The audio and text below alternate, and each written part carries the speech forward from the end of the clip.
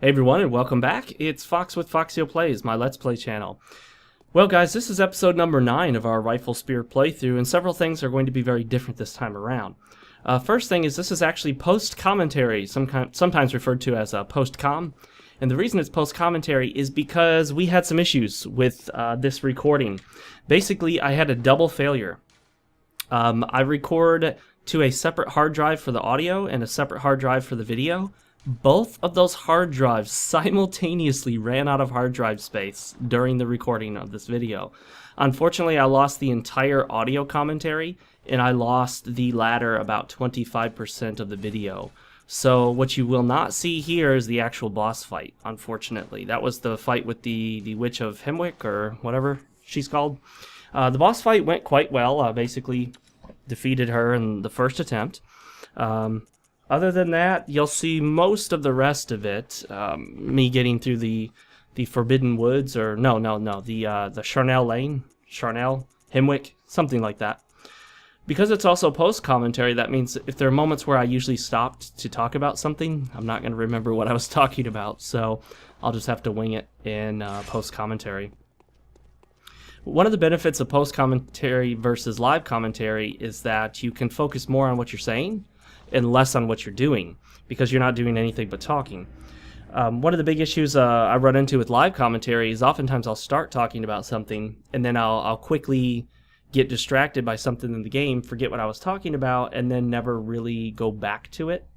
And that can be very frustrating for people who were following my train of thought and wanted to hear what I was going to say on whatever subject I was discussing. As we mentioned before, we are now including the loading screens in there, so you'll be seeing the loading screens from now on because they're much shorter. Given that it's post-commentary and I don't need to be watching the screen at all times, let's go ahead and read some of the comments, and I'll respond to them as best as I can. Like I said before, we're going to go the Charnel Hemwick Lane, or whatever it's called, and you'll see what I do as we progress through here.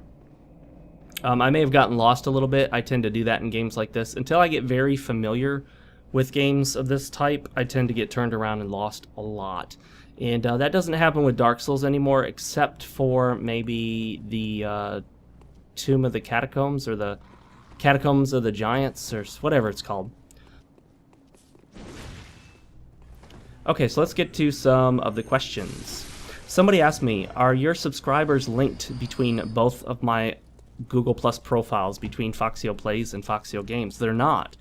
And they're specifically not because I want you guys to be able to make the decision whether you want to see my additional Let's Play content or not. That's why I have a separate Let's Play channel. But we've discussed that before, so we won't talk about that one too much.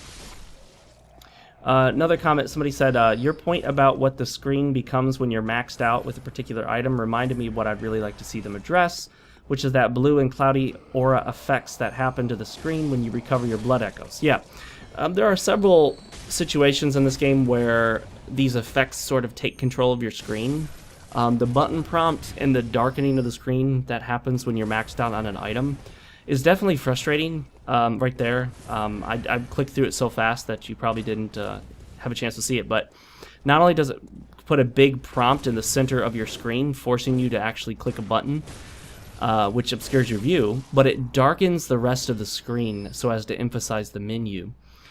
And when that happens, obviously, this is a Souls-type game, the game does not pause, so stuff is happening underneath the darkened screen and underneath the menu where you may still be fighting and you may still be getting hit, but not able to see exactly what's going on because of this giant kind of button prompt blocking your view. That's unfortunate. Somebody commented that, and I think this is in episode 5 of my Rifle Spear playthrough, that the dogs in those cages in Yarnum can actually get out of the cages if you wait for a bit.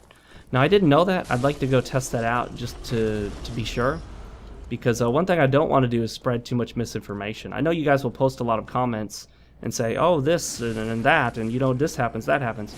Because I'm not 100% sure on it, I may not necessarily tell my audience immediately if I can't test or confirm it separately from the comment, because I don't want to spread misinformation. And Almost Hollow commented that you can interrupt the big guys with the axe that you just saw me fight right here. So this is this section actually, so it's a great time to answer this question. There's a special move that if you attack their leg enough times, like a bone pops out, and then you can do a sort of interrupt on them. That's true. That's not actually what I consider an interrupt. It's not technically an interrupt because the interrupt happens when you use the shotgun to sort of parry them as they're in the middle of an attack. That's more of like a special weakness that they have. So I would consider that mostly separate from the interrupt system, although it does look similar in that you perform the same kind of visceral attack afterwards. Zedek23 says that Yosefka's clinic is where the game begins. The skeptical man doesn't move to the save place you mentioned, but to the other one. Yes, that's true. I don't know why, but I forgot about that. The skeptical dude who has the hat and whatnot, who has the freaky looking face, if you look up close at him, he'll go to whatever place you tell him not, or he'll go to the other place that you tell him to go to. So if you tell him to go to the clinic, he'll go to the cathedral ward. If you tell him to go to the cathedral ward, he'll go to the clinic. So wherever you want him to go, tell him to go to the other one. And Amarthar Drakestone, wouldn't that be awesome if that were his real name? Says not to be a negative Nancy, but I'm pretty sure that by the 6th episode, everyone watching knows what a blood vial run is. I don't think you have to show it every single time, but maybe it's just me. Well, it's certainly not just you. The reason I show it is because I'm actually doing it. And then I'll mention it each time that it is a blood vial run, and that's why I'm going there, just to let people know why I'm going there. Because certainly as I get further through the game, it would seem odd to run back to an older area and just run from one lamp to the next 2 or 3 times in a row. I could cut those out, and that might actually be a good idea for future playthroughs if I go back and do that. But by this point, we're starting to get far enough in the game where it becomes more profitable to just farm souls and then buy blood vials rather than farm the blood vials themselves. Today's drink of choice, my friends, is coffee, dark, bold, blend, black. No sugar, no cream, no poison. Wow. I thought I put too much, too many grounds, too much grounds, too many grounds. Yeah, this is a little too strong, even for my taste, and that's pretty strong. But whatever, we'll deal with it. One thing that I like to do is I like to get into a video game with a drink, not alcohol, typically not alcohol. I very rarely drink alcohol. But I want to talk about this spot right here. This is, to me, an example of the direction I think Miyazaki should not be going. I'm literally getting shot at by 1, 2, 3, 4, 5, I think 6 of those guys, and I think there's a 7th one that I already killed. So being within shooting range and distance of 7 snipers that do pretty good damage with each hit and stagger you, which means you're almost guaranteed to get hit twice if you get staggered once, is ridiculous. I understand challenge, I really do, but there's no really graceful way to approach that situation. You kind of need a distance attack, but you don't have one. You cannot reliably aim anything without being locked on. Even your firearms are not reliable for the purposes of aiming. So putting you in a situation where you desperately want and need, not need, but you desperately feel like you need a ranged attack and then not giving you any real ranged attacks is kind of cheap in my opinion. Now, if this game had a target reticle system for certain weapons like the bow and arrow and the previous Souls games, that would be one thing. That would be a way to take care of that. I would hate the fact that they force you to use a specific item, but it would certainly be better than leaving you, you know, up a crick without a paddle. Crick. It's like a thing they'd say in the South. It's a crick. There's a crick in my backyard. Very good coffee, other than being too strong. The other thing I'm doing with my main computer, one of the reasons you haven't seen any uploads from me recently, though depending on when you watch this, you know, that's the thing. If I say, hey, sorry guys, I haven't uploaded in a while, and you're watching this a year from now, you're not going to notice, but it's been several days, and I had been uploading every day. First of all, I ran into that problem, and I was trying to figure out whether to try to restart the game, and that was a stupid idea. I'm not going to restart the game because I lost one episode. To try to salvage what I've got left of the episode, to try to see if I could find the audio raw data files in like a saved folder somewhere that Audacity had, and I did find them, but they only recorded like 10 minutes, and that it would be useless to use the 10 minutes. Not only that, guys, but I had some real life stuff going on that took me away from my computer. I wasn't available. I wasn't available to use my consoles and computer and all that, so I was away from them for several days. And then I just got feeling really, really awful. Like I had to just take some time off, which I rarely ever take, because I mean, even when I get like the sniffles or don't feel well, I still usually go to work and do what I got to do. I just, you know, take it easy when I'm there. But I don't want to go into all the details, but anyway, I felt absolutely terrible for a short while. I'm starting to feel a little better now, so we're back into it. And one of the other things I've been doing is I just picked up a 2 terabyte hard drive, and I'm using a USB 3.0 external drive mount system.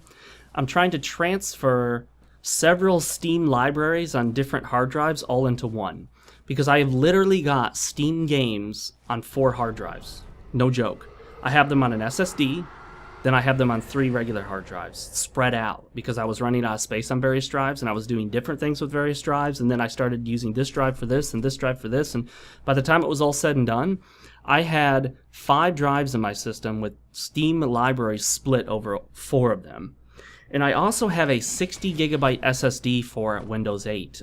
By the way, guys, Windows 8.1 fixed nearly all of the problems people complained about with Windows 8. Please don't be averse to Windows 8. When it goes on sale, when Windows 10 comes out, I still recommend 10. 10 is looking to be quite amazing so far. But if you don't want to pay the full price for 10, pick up like a copy of Windows 8. It's really good once you get 8.1 installed and you do away with most of that stupid tile interface. That's really the only problem with Windows 8, for the most part. Anyway, where was I? Oh yeah. So what I'm doing now is I'm trying to basically remove the 60 gigabyte SSD. At this point, it's just too small to take up a SATA port in my computer, or a SATA port, however you want to pronounce it. I have a gaming computer, and my motherboard has 6 SATA ports. This is where I was complaining about the enemies in the game, and it's probably best that you don't hear the live commentary, because I got quite salty. I'll admit it, I get salty over this stuff. I do. I got pretty darn salty over this, and I just complained and griped and moaned for quite a while. It was quite the complaint fest, and I am actually kind of glad you don't get to hear it, because I was overly negative. In fact, it is a very bad setup, and I think it's a very poor design right there. It's just a cheap shot. I mean, come on, Miyazaki, that's just so cheap. Setting up 7 snipers and then a couple melee enemies to come at you as well.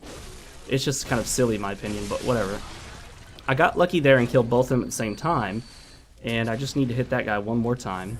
But you gotta be careful, because these guys will shoot you from off in the distance from where you're least expecting it. But anyway, yeah, 60 gigabyte SSD.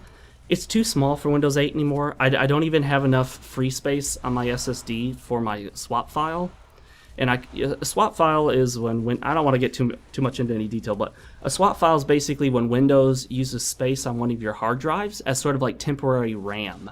Let's say you have 8 gigs of RAM. In my case, I have 16. So let's say you have 16 gigs of RAM. You're really not going to use it all, but Windows will like to put stuff that you're not actively using from your RAM onto the hard drive and leave it there for a bit, and then when you come back to it, it'll reload it from the drive. And I want that all to be on the same drive as my operating system.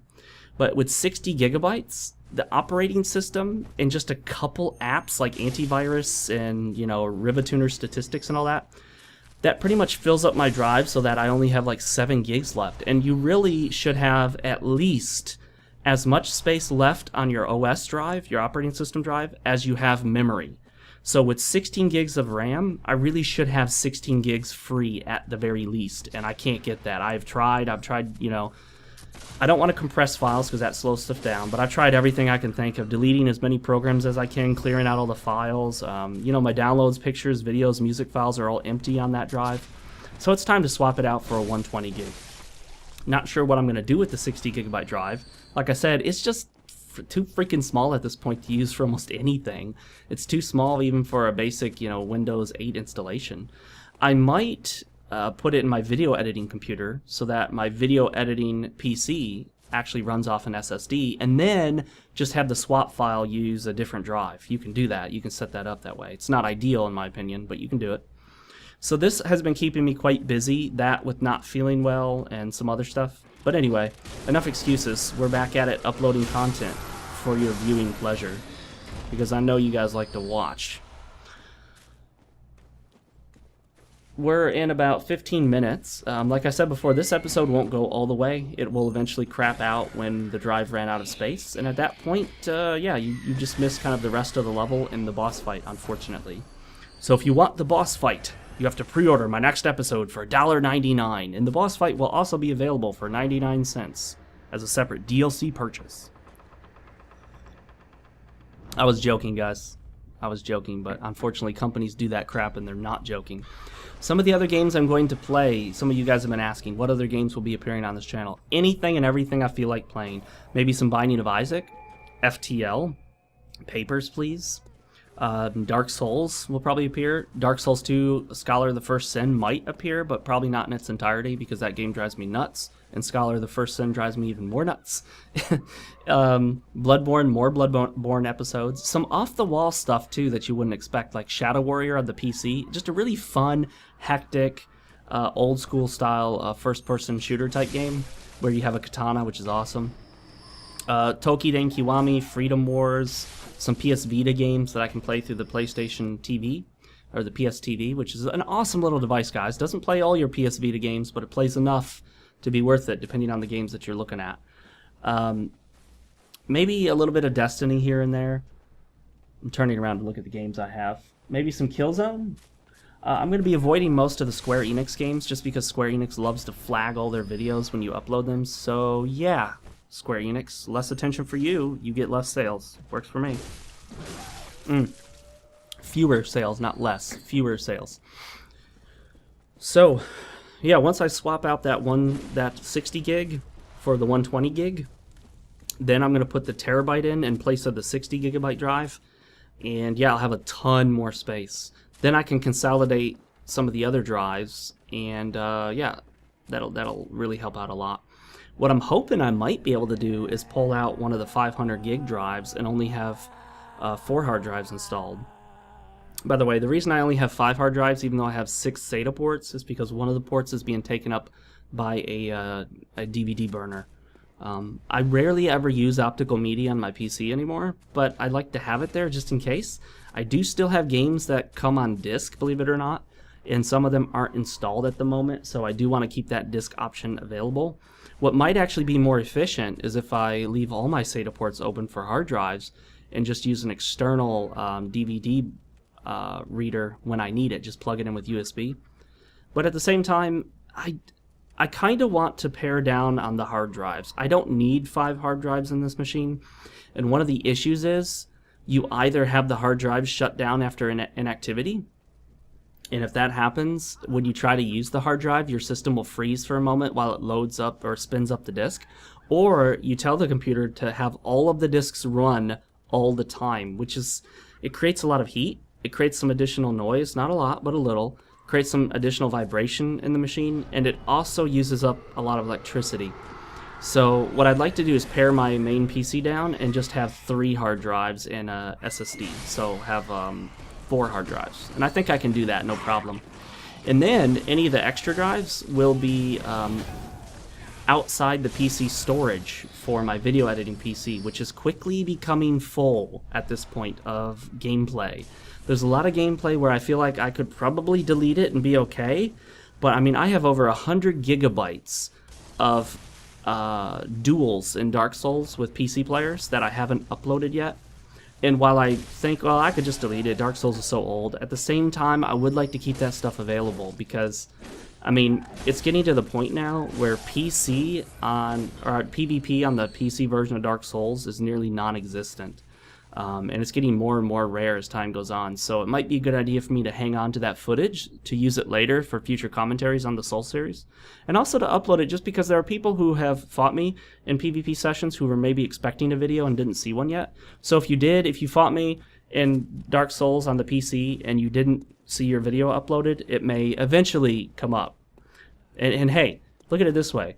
I had some duels with Sunlight Blade, and it took me like 2.5 years or something ridiculous before I finally uploaded it. No, it was like more like 2 years, but it took me a long time before I finally uploaded it.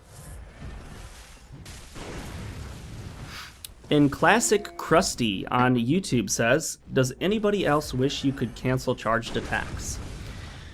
You know, I kind of do. I think it would be great if you could roll out of the charged attack, but at the same time, after the ding sound and the little light flashes, you have near invincible hyper armor, and that you can't be staggered by most stuff.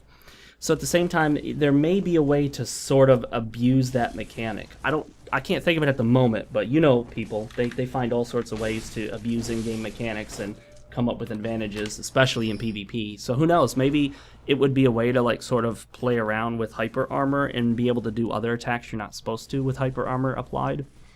So that may be one of the reasons they're not, they don't make it an option to roll out of it. Let me go ahead and pull up episode 8 and see if I can read some of the comments here. There are a lot of comments on it. CCCP Entertainment Crafts with a Z says, "Hi, thank you for your videos. Any chance you can focus more on your opinions of the game and systems instead of stating whatever it is you're currently doing on screen? Sorry, whatever it is your current actions on screen are. Sorry, that sounded weird to me. I am not finding that interesting as I can see what you are doing as is." That's a good point. And I've discussed this before in previous live commentary Let's Plays I've uploaded. You know, how much do you focus on what's happening on screen versus talking about other subjects? I know some people, like, they're so free. They have such a free style. What's it called? There's a certain phrase for that, when you just have a freestyle of talking about whatever comes to mind. Gosh, look at that. Man, that guy's relentless. That's some hardcore stuff right there. I got backed into a corner, which was partially my fault, so I can't complain too much about dying there. It's called something like flow of the mind, or gosh, what is it? I can't think of the phrase. There's a technical phrase for it. It's basically some sort of phrase meaning how your mind flows, and it's a sort of live commentary that's the simplest to do, and you talk about simply whatever comes up. And that may even include real-life political topics or some stuff that has nothing to do with the game. Or what's going on in your life, or food, or whatever. I tend to do more of I tend to be a little more free with what I talk about, but at the same time, I want to balance talking about the game, talking about what's happening in the game, and then talking about my channel, my Let's Plays, and gaming in general. So if there are any big topics in gaming at the time that I might want to bring up, like talk about pre-orders during one of the episodes of Bloodborne, would make sense, since Bloodborne was available as a pre-order as well. Yeah, I'm certainly willing to talk about more topics. I've oftentimes written down little like bullet point notes for myself so that I have some general concepts to talk about during a playthrough. And it's not a bad idea. At the same time, though, doing that with live commentary, you oftentimes get distracted by stuff happening in the game. So that system of writing down notes ahead of time of what to talk about works best for post-com. Like right now, I don't even have to be looking at the screen, so I don't have to worry about what's going on. I can comment as I need to, but I won't get necessarily too terribly distracted by, you know, having to focus on something, or getting frustrated, or, you know, encountering a really tough enemy and having to concentrate. So, getting back to our comments here, we have Alexander Zenins, not sure how to pronounce that. He said, "Laugh out loud, the amount of time you spend talking about Dark Souls 2 makes me think it is actually your favorite game of all time." Well, it may be my favorite game to hate, and that's a thing, actually. There are certain things that you almost, in some ways, kind of enjoy hating.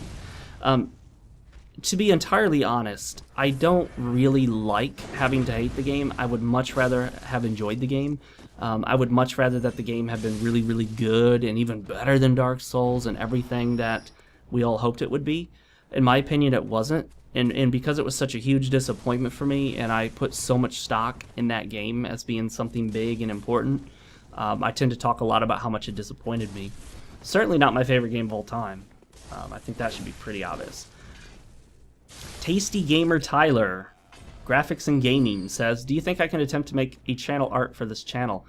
Absolutely, guys. Most of the art from before was art that my wife made me. She's a graphic designer. She made that Foxeo Plays logo that you see in the corner, including the fox. She made my FoxeoGames logo, including the little fox character. But most of the other art I kind of did on the side, and that's why it looks terrible. Like my Twitter header looks like garbage. My Facebook header looks like garbage. And my YouTube channel art on my main channel is okay. It's a very simplistic thing, but that's because someone else made it. Someone else donated that to me. And then my channel art for this channel right here is just like a Bloodborne desktop wallpaper because I didn't have anything. So please, guys, if you would like to donate some art, you don't have to ask ahead of time, but you can. I would love for you guys to create some content, and the more good stuff I get, the more I can kind of change up the art that I'm using.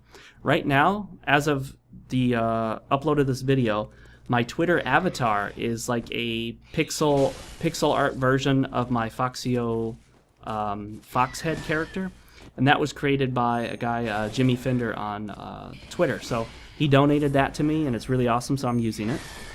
So please, guys, feel free to create me some graphics and all that. If you would like to be credited, let me know. And if you would like me to list a way to contact you for other people to get access to your services, please let me know, paid or not.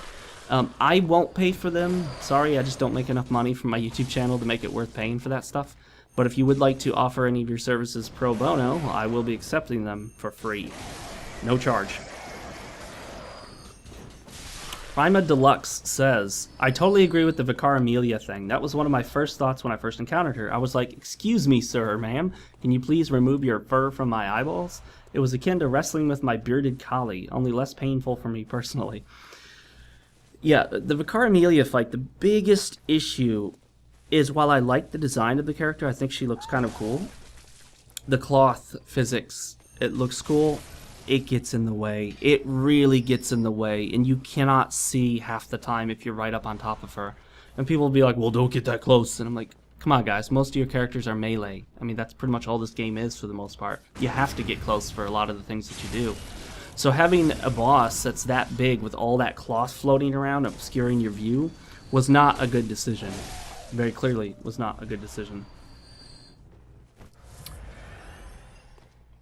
Alright, and then some more comments from Amarthar Drakestone. He says, you know, maybe it's just me, but I kind of don't understand why playing the game using all of its mechanics available to the player is considered cheap. I'm of the mindset that if the game allows it, use it. I'm also of the mindset that if the game is cheap, I can be cheap too. I agree on both accounts. Like, when the game is super cheap, I get cheap. Kind of like the Beta Chaos fight in Dark Souls. People forget. People think I never criticize Dark Souls. Guys, the worst boss encounter in the entire Souls series is in Dark Souls. It's the Bed of Chaos. It's the most poorly designed. It's terrible. And I have just reamed out that boss fight over and over again. But people tend to forget that I criticize that because they want to just blame me as being a very, very critical of Dark Souls 2 and thinking that Dark Souls was perfect. But the Bed of Chaos fight is so cheap that what I do is after I accomplish each portion of the encounter, I just quit out and then log back in and then enter into the fog wall again. I'm like, yeah, it's cheap, but so what? The boss is cheap. Alright. And somebody said he doesn't mind me calling them souls instead of echoes or blood echoes. Yeah, they are essentially the same thing, but just for accuracy's sake, I should really call them echoes or blood echoes. So it is what it is. And he says, hey, if the game F's you over, then go ahead and blame it. It is the game's fault, after all. That's what I like about your videos. You blame the game when it messes up. I use the word messes up. Use the F word. And blame yourself if you mess up. No game is perfect. Okay. That, I am 100% in agreement, and I wish more people would realize this. Mad 'cause bad. Oh, you're just salty because you lost. Well, of course, you're going to get more upset at a game's imbalances or imperfections if it causes you to die than if it causes you to win. You might complain, oh, this is too easy. But if it causes you to die because something messes up, that will make you a little more upset or a little more perturbed. And in my case, that's certainly true, where I'll notice imperfections in the game's design or flaws or issues where the game doesn't give you the tools necessary to be successful all the time, and it's a bit of a crapshoot. And in those cases, yes, I will criticize the game. And just because I died in that portion of the game doesn't mean that my criticisms aren't valid. I do not see a game as being a perfect example of what it was intended to be. I don't look at a game and think, oh, the difficulty in this game is perfectly balanced, and if anything happens where I die, it's always my fault, 100%, the developers were perfect. I don't see it that way. I don't view developers as flawless, perfect individuals who make exactly what they should or intend to. I view them as flawed individual people who make mistakes, and their products are going to contain mistakes and flaws as well. So there are some cheap shots in this game. There are some issues with the game in terms of like there's a bit of an input lag where a button will queue up. Sometimes I feel like the roll or the dash mechanic doesn't occur when I press the button when I feel like it should. But again, you know, these are things I can't necessarily always prove. It's just my impressions from playing it. But then again, people still accuse me of mad 'cause bad. Classic Krusty made a great comment that I thought embodies how I would like people to approach my playthroughs and reviews. Though I don't always agree with you, your sharp-witted commentary shines through. Really looking forward to episode 9. You don't have to agree with somebody to enjoy their content. I watch a lot of stuff on YouTube where I don't necessarily agree with the uploaders. You don't have to agree with everything somebody says in order to think that what they say has some value or that their opinion has merit. Like, I can look at someone and think, okay, I can see your opinion, I don't agree with it, but I can see how it has merit, or I can see where you're coming from. You don't have to admit defeat to acknowledge that you understand a person's point of view or that you appreciate a person's opinion. You don't have to admit agreement just because you understand where someone's coming from. But guys, we are approaching the end of the episode and where it basically broke. I'm using Shadowplay to record this. Unfortunately, Shadowplay doesn't tell you that you've run out of disk space until you click a button to stop the recording. So if you've been recording for 30 minutes and it ran out of disk space after 5 minutes, it won't tell you until you stop the recording at the end of the 30 minutes, which is unfortunate.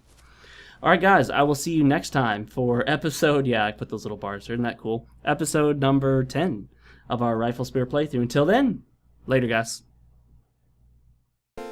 Hey guys, thanks for watching. As always, I'm Fox with Foxeo Plays. You can also check out my main channel, FoxeoGames, where I upload tons of videos like reviews and comedy stuff. Included here is my Fox Kinda reviews of Freedom Wars for the PlayStation Vita. It's a comedy review series, as well as my Foxstalgia review of Magician on the NES. It's also a comedy review series just of older games that I have quite a bit of nostalgia for.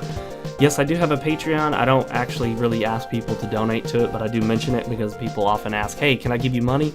The answer is yes. Yes, you can give me money.